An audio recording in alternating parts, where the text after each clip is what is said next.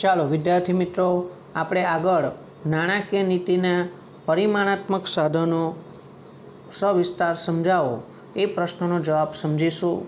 આ પ્રશ્ન 5 માર્ક્સ માટે પૂછાય છે.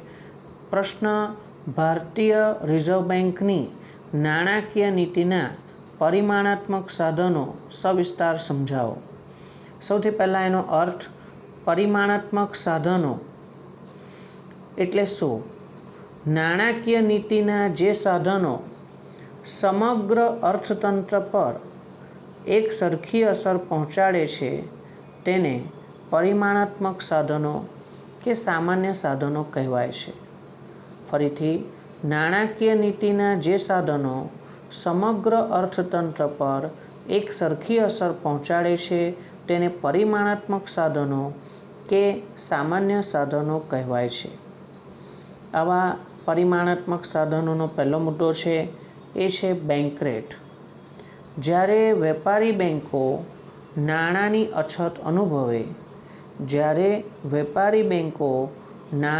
અછત અનુભવે ત્યારે આરબીઆઈ પાસે નાણાં ઉધાર લે છે. જ્યારે વેપારી બેંકો નાણાંની અછત અનુભવે ત્યારે આરબીઆઈ પાસે નાણાં ઉધાર લે છે. આરબીઆઈ વેપારી બેંકોને લાંબા ગાળાનું જે ધિરાણ વ્યાજના દરે આપે છે તે બેંક રેટ કહેવાય છે. ફરીથી, જો 1 માર્ક માટે પ્રશ્ન પૂછ્યો હોય તો આપણે જવાબ લખી શકીએ: આરબીઆઈ વેપારી બેંકોને લાંબા ગાળાનું ધિરાણ જે વ્યાજના દરે આપે છે તેને બેંક રેટ કહેવાય છે. આરબીઆઈ બેંક રેટ વધારે ત્યારે વેપારી બેંકોને ધિરાણ લેવાનું મોંઘું પડે છે, તેથી તેઓ પ્રજાને ઊંચા વ્યાજના દરે ધિરાણ આપે છે. આરબીઆઈ બેંક રેટ વધારે ત્યારે વેપારી બેંકોને ધિરાણ લેવાનું મોંઘું પડે છે, તેઓ પ્રજાને ઊંચા વ્યાજના દરે ધિરાણ આપે છે. વ્યાજનો દર વધશે એટલે પ્રજા ઓછું ધિરાણ લે છે અને નાણાંનો પુરવઠો ઘટે છે. જ્યારે ફુગાવો હોય ત્યારે આરબીઆઈ બેંક રેટ વધારી દે છે અને જ્યારે મંદી હોય ત્યારે આરબીઆઈ બેંક રેટ ઘટાડી દે છે. પોઈન્ટ નંબર 2 ઇમ્પોર્ટન્ટ પોઈન્ટ છે રેપો રેટ અને રિવર્સ રેપો રેટ. 2 માર્ક માટે અલગથી આપણને આ પ્રશ્નનો જવાબ પૂછી શકાય છે. રેપો રેટ એટલે શું અને રિવર્સ રેપો રેટ એટલે શું? જો 2 માર્કમાં ન પૂછાય તો એને 1 માર્કમાં અલગથી પ્રશ્ન તરીકે પૂછી શકાય છે.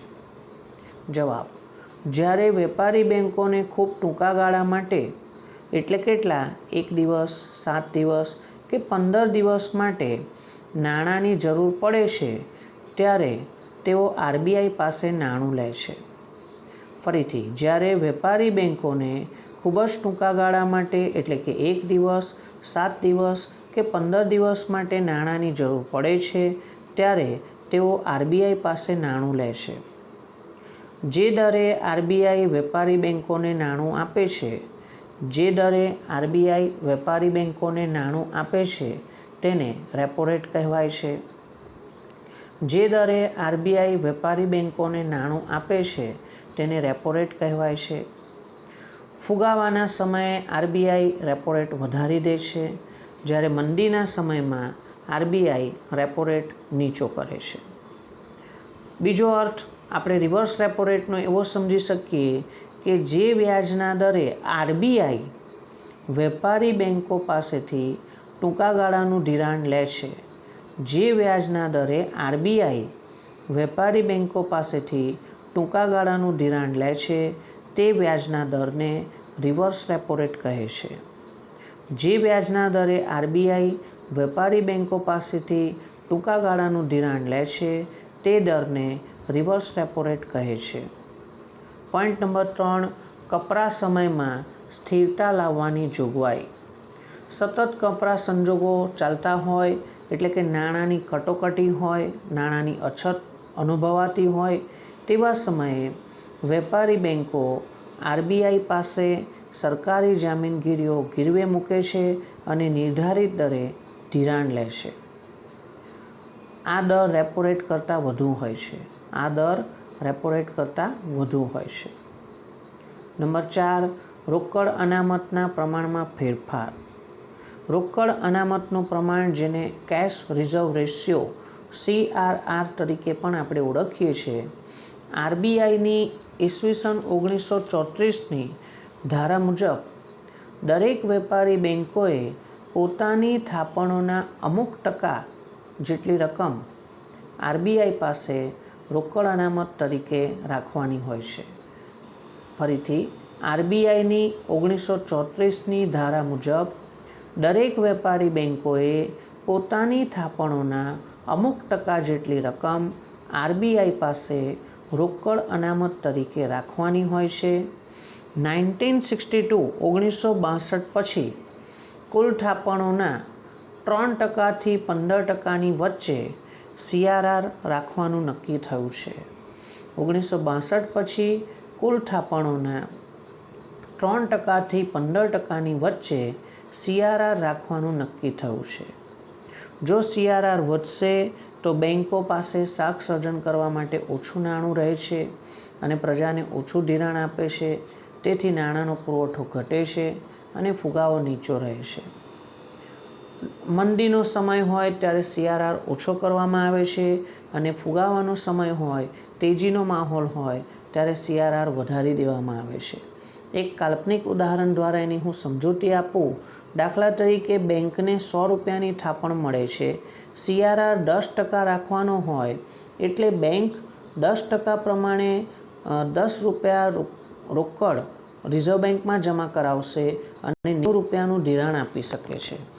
જ્યારે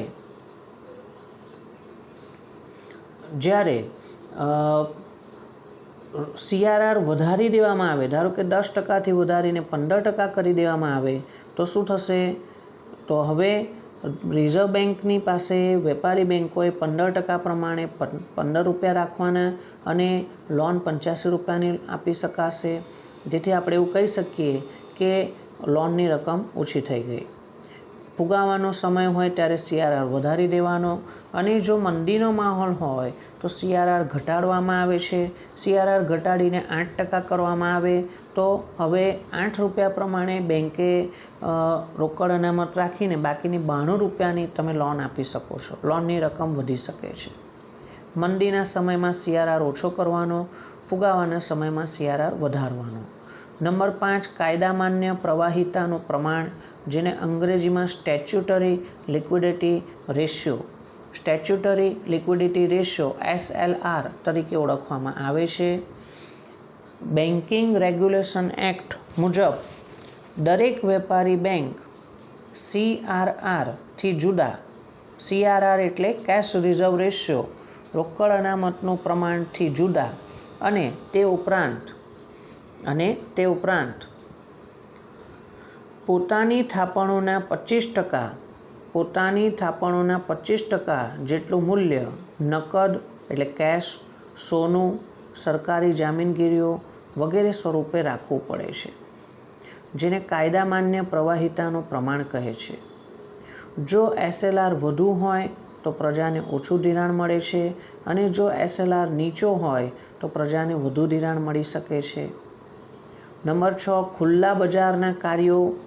અર્થતંત્રમાં જ્યારે નાણાંનો પુરવઠો વધારવાનો હોય કે નાણાંનો પુરવઠો ઘટાડવો હોય ત્યારે રિઝર્વ બેંક ઓફ ઇન્ડિયા ખુલ્લા બજારમાં કાં તો સરકારી જામીનગીરીઓની ખરીદી કરશે કાં તો સરકારી જામીનગીરીઓનું વેચાણ કરશે.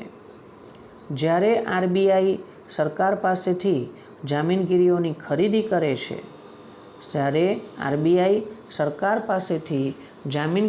ખરીદી કરે છે, ત્યારે અર્થતંત્રમાં નાણાંનો પુરવઠો વધે છે અને જ્યારે ખુલ્લા બજારમાં સરકારી જામીનગીરીઓનું વેચાણ કરે છે ત્યારે નાણાંનો પુરવઠો ઘટે છે.